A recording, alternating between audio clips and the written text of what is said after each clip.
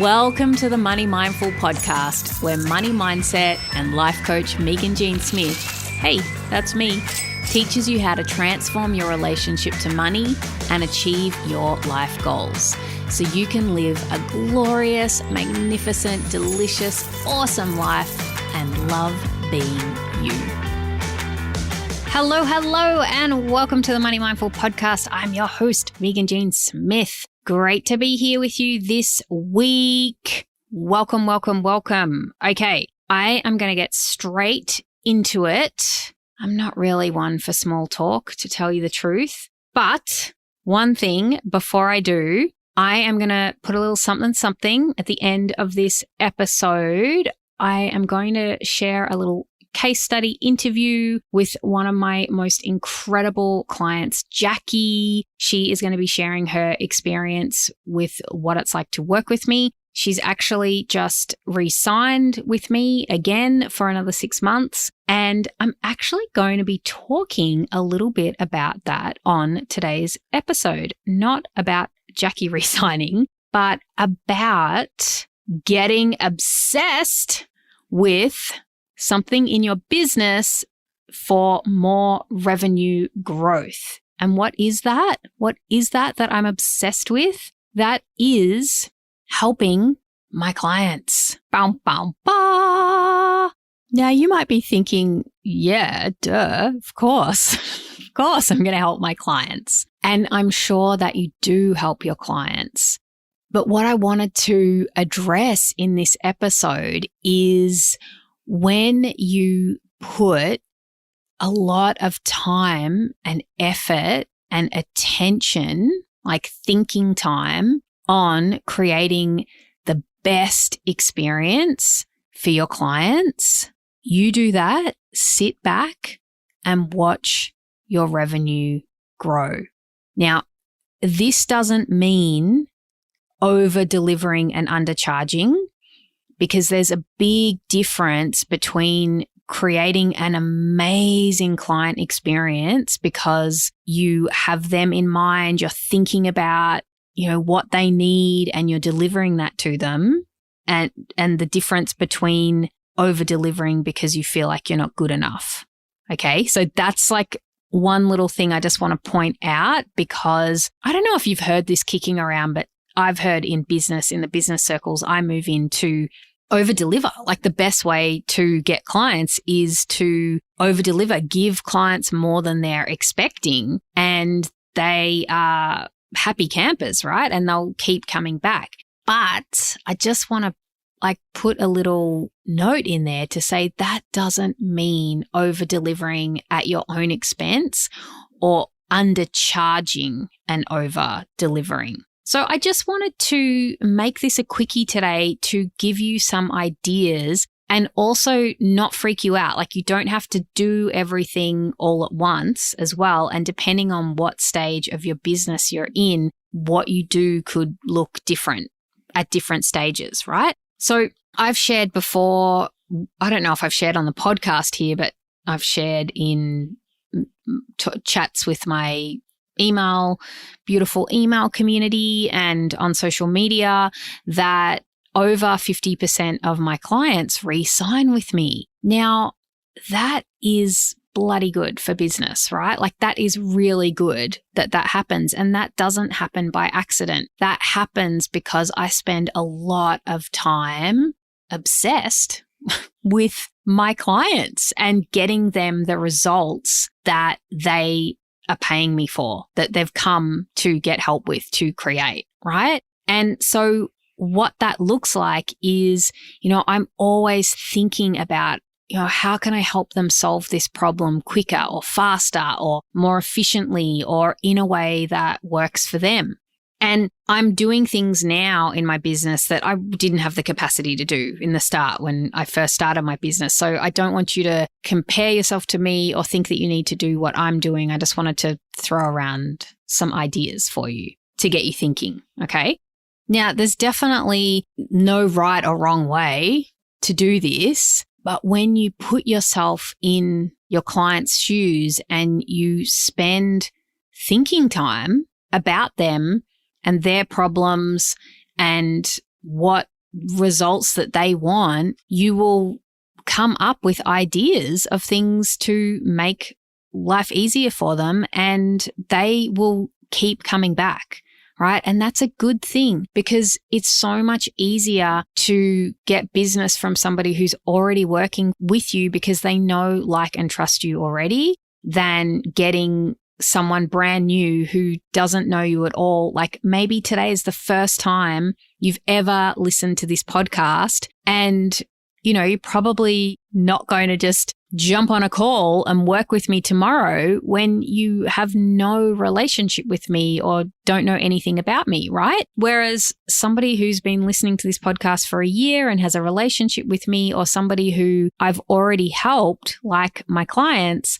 are more likely to buy from me again if they know, like, and trust me, and if I've already helped them, right? Because when you're listening to your clients and you're listening to what they need, they will stick around.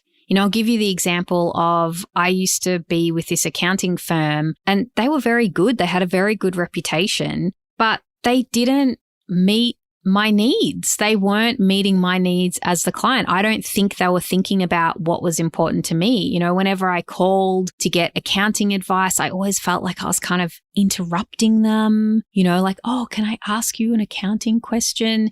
And they had this really clunky way of submitting documents. And it was like, oh, it was such a pain at tax time. And now I work with a different accounting firm, and I feel like if they keep doing what they're doing now, I will never leave them. I love them so much because they're thinking about me and I'm getting my needs met, right? Like, they have a really efficient way that I can upload documents to them, and I can call at any time. And, maybe they're not always available, but I can call at any time with an accounting request. And as a business owner who deals with money and needs to sort stuff out, I want a direct line to someone who I can talk to, right? About, oh, how do I get this set up in the accounting software or whatever, right? And having a direct line to someone who I can talk to is so valuable to me. So I want you to think about what is valuable to your customers or clients. And I want to give you a couple of tips to find out that information. First of all is ask them, right? I mean, obvious, right, when I say it, but we so often don't ask our customers, what do they want? What do they need? I ask my clients, what do you find most helpful? What is most valuable to you? What do you want more of?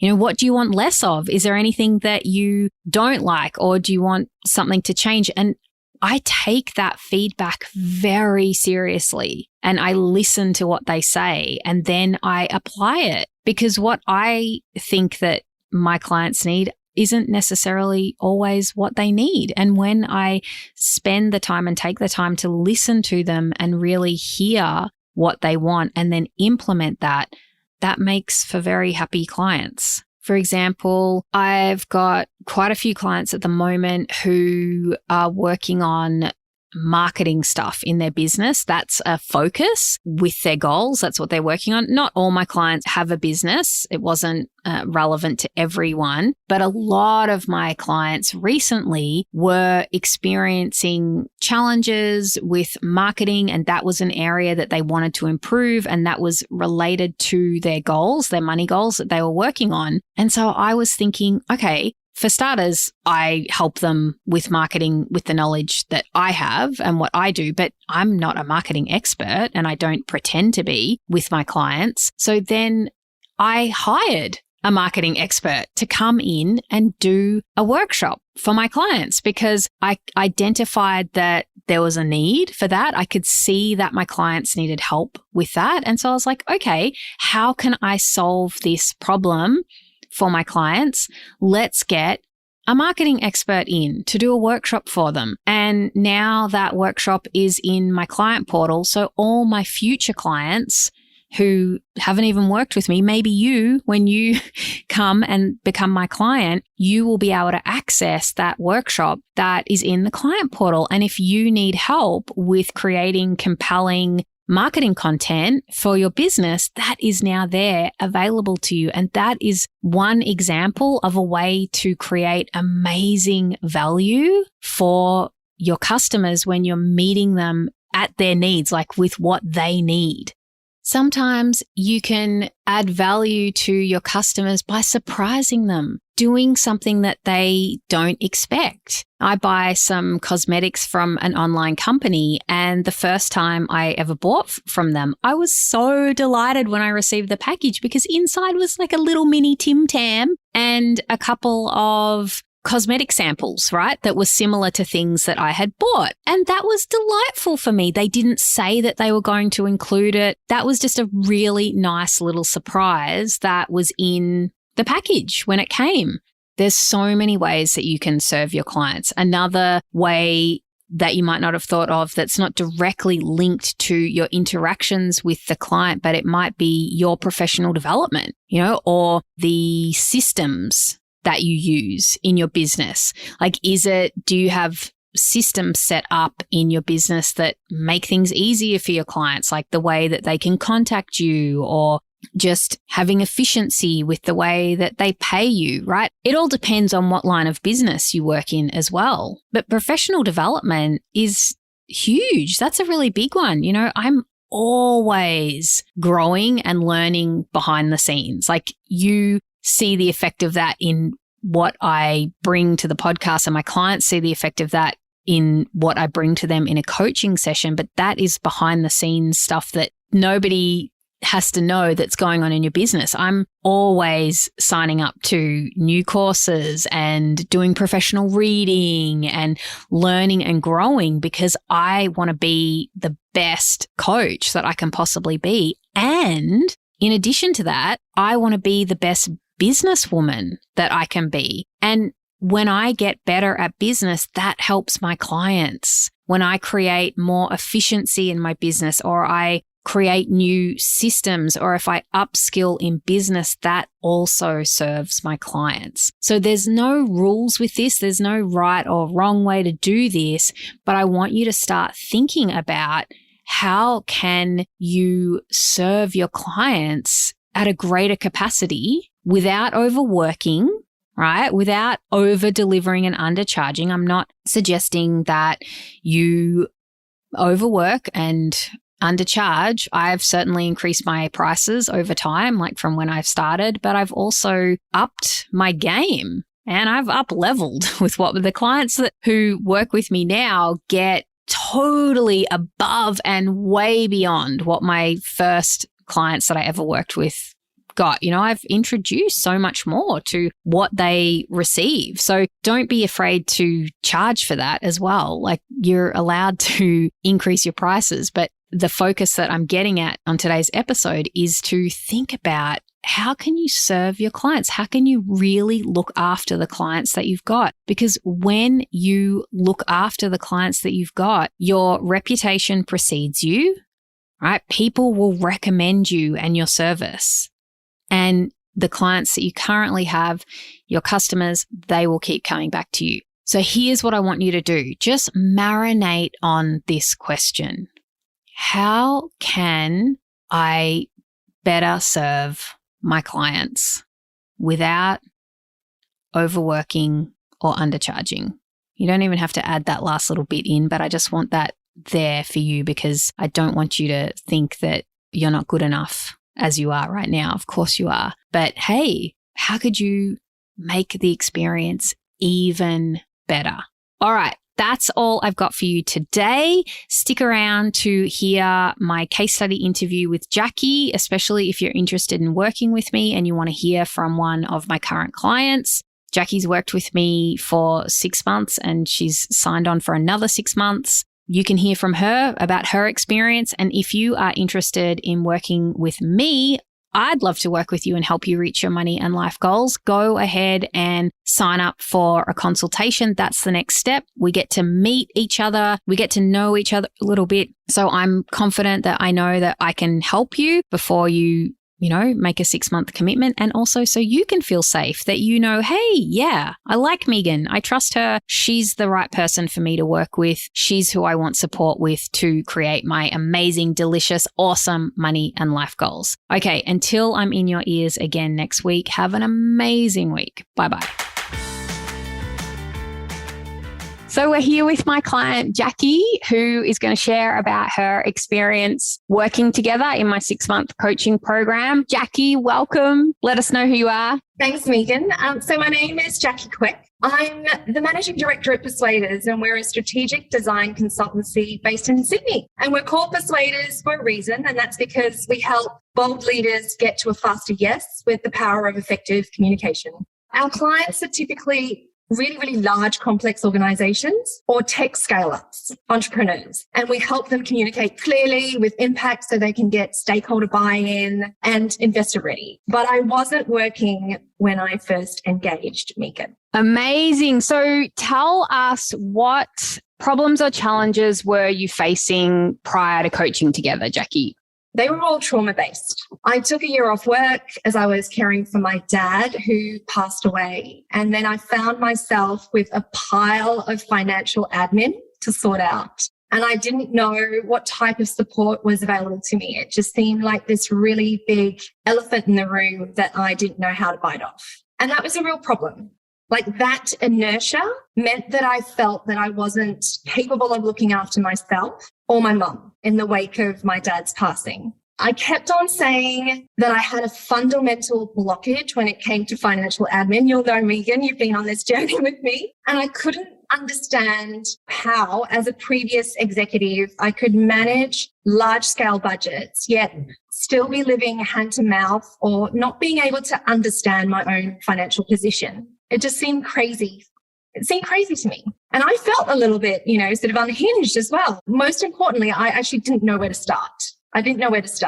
I discovered you, Megan, via Kate Toon, and I just really admire her because she's a super smart, very passionate copywriter. I heard Kate Toon speaking to you on your Money Mindful podcast, and I thought, this is the person that I need. And so that's how I discovered you. Amazing. So what did you want to achieve by working together? Like, what were you excited to coach together on? I think what I wanted to achieve was a sense of a new identity. And that's what you talk about in your podcast. That really made me think differently already. That the fact that the identity that I had wasn't necessarily the one that I should be stuck with for the rest of my life. And telling a certain story to myself about myself, that I could create a new one if that was required. And I wanted that transformation to happen faster. I knew that mindset changes were the key to that. I don't know how. And that really I was the one that was holding myself back. That was kind of life-changing and game-changing for me. I was excited about stepping forward. I know that people call it leaning in, but I don't do that. I either step forward or I kind of dive right in. So, Jackie, can you talk about what you've learned during our time together? Like, what have you found most valuable? I think that's really interesting because during our time coaching together over the last 6 months, I learned that I can actually design the life that I want, that work should work for my life, which it's so strange to look back because I've been doing it the other way around. And work was always so important because of my upbringing and the culture that I come from. But it was a little bit mindless what I was doing. It was not intentional at all. I also learned that we're set up to have both positive and negative experiences. But Megan really taught me how, I want to say your name, but you're sitting right in front of me. So you really taught me that, hey, how about you just try to give it a 50-50 split? Because I was really preparing myself for a life of 100% negative experiences, which is, we can laugh at it now looking back, but it wasn't so funny at the time. And I learned that I deserve to celebrate my little wins, no matter how monumental or how small, just give myself a pat on the back. But I didn't feel at that time that that joy would ever be an option again. And gosh, there were so many learnings, that the most valuable thing that I learned from you, Megan, was how to value myself. And I think, at that point, like you said, you had goosebumps, right? And I was, when I met you, I was, I don't know if Megan would even think that I would be a good fit for her, because I can't manage myself out of a paper bag. But I think at that point, we just knew at that point of coaching that things started to turn for me. And I was just so different, that crying potential coaching client of yours at our first meeting, and that you were really fulfilled at that point as well. And it wasn't a transaction, it was an experience. Oh, Jackie, you're making me cry. So can you talk about some successes that we can celebrate, that you can celebrate, intangible or tangible? Like, what have you been able to achieve through our coaching together? I think the main thing is, you kept me focused. So I felt like I really made headway in settling my father's estate, which was complicated. And it seemed impossible to me at the time when we started. So that's huge. That was like our main goal. And, when I started going down rabbit holes and that whole internal dialogue of, just a whole lot of other stuff swimming around, I think you were able to pull me back to that goal. And I'd be like, okay, so this is not a scary thing. And I can do it bit by bit, because it's embroiled in all sorts of, other things that I was able to just compartmentalize and take a pragmatic approach. And that in turn really made me feel more confident and self-assured to really tackle some of the other things that were attached to it. So I started working again. I think it was quite immediate after I started coaching with you, Megan, because you knew that I was stuck. I was really stuck.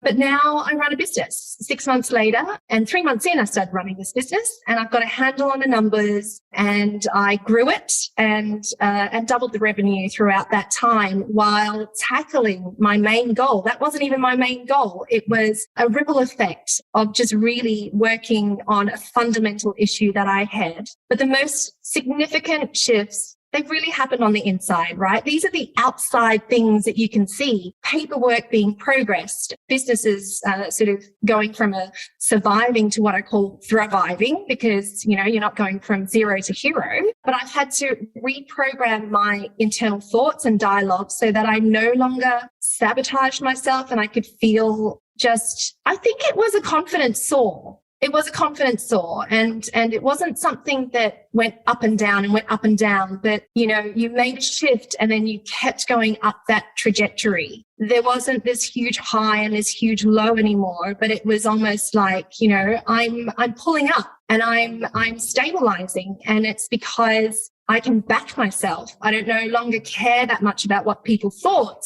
And if I did, I would just be meeting Megan once a week to just sort that stuff out. So that's what I can say would be ticking off some of the successes, Megan. Thank you. That in itself, that backing yourself, that's like a huge win, just that. But then the impact of that, I mean, I'm not going to divulge any private things that I know about your business, but I mean, you've shared some crazy numbers with me, like in your business and the success that it's been having because of that, because of that relationship that you've had with yourself. I think that's right. And I think that sometimes, it's also, oh my gosh, this is too much growth, too much. You can't build a plane and fly it at the same time. But I think that, if you do have that sense of self-belief, and you have that sense of it's okay, and it's actually okay to be successful. It's okay to be successful. It's okay to take credit for your success as well, because you've worked hard, and everything that you've done in your life, good or bad, has come to this point now. You just have to, I guess, give yourself permission to create the life that you want going forward. Yes. So good. So why has coaching been a great decision for you? Like, what's it changed in your life? How do you feel about your life? That's such a big question. Yeah. You're always asking. And I think, I can thank you for always asking those big questions at every single session that we have. And I think coaching has been a great decision for me because I need that accountability. I am way too much in my own head and I need pragmatic steps that guide me along. And you, I say, Megan, you're always saying, well, it's all you, Jackie. I just, thank you for this recognition, but it's all you, right? But to me, coaching is really a partnership, and things are not as scary when you have a partner like you, Megan, because you know how scared I was, right? To push a button, to sign a piece of paper, to take a step outside the home. And what I loved about the experience is that I can take what I've learned through coaching and I apply it immediately everywhere. So I would turn up to work and start channeling Megan. I'm just like, well, I'm just going to, just teach everyone what I've just learned 5 minutes ago, right? And see that sort of amplify throughout the culture of the team and really, kind of get people to think, what? I can do that? I can own that? Yeah, you can. You go for it. I've got you. So I think that's, I think you're right. It is life-changing, but it's not just my life. It's life-changing for other people. So you have one person that has really made an impact and, provided me with the support. But really, I'd say from a team of, 3 to 9, really that's 10 people that you can have on your books now, Megan. And I didn't think that in 6 months I would be able to really feel that good about myself or anything, quite frankly. But now I celebrate any progress and I own my joy and I share my joy. Yay, you made your bed today, to yay, oh my God, you pulled in $150,000 today in 5 minutes. That's fantastic. So, and anything in between. Jackie. All right. So just finishing up, what's a piece of wisdom or advice that you want to share with someone and they're thinking about coaching with me? What do you want to share with them? Okay, so I'll share a big piece of advice and then I will share a little sort of piece of advice. And the big piece of wisdom is really just get started. Just take that first step. If you are in the whole space of like, is this kind of like, I don't even want to splurge on a day spa. Like, how do I even think about doing this for myself? I would say just get started and then be really intentional about how you show up, because your life is what you make of it. And Megan is really, she's there for you 100%. She's always on time. I am not. I have time blindness. So, and Megan understands that. Your time is valuable. Megan's time is valuable. Be intentional and be 100% committed to it, because that really shows how much you can care about yourself. That's it, really. Yeah. That is a beautiful note to end on. Jackie, thank you so much for sharing your coaching experience. I really appreciate it. Thank you. Thanks for listening to the Money Mindful podcast. For future episodes, be sure to subscribe. Ready to take the next steps? Creating your money and life goals can be super challenging if you don't have a process to follow. Get my free course that will help you get unstuck, clarify your goals, and get you going. For more info, go to meganjsmith.au.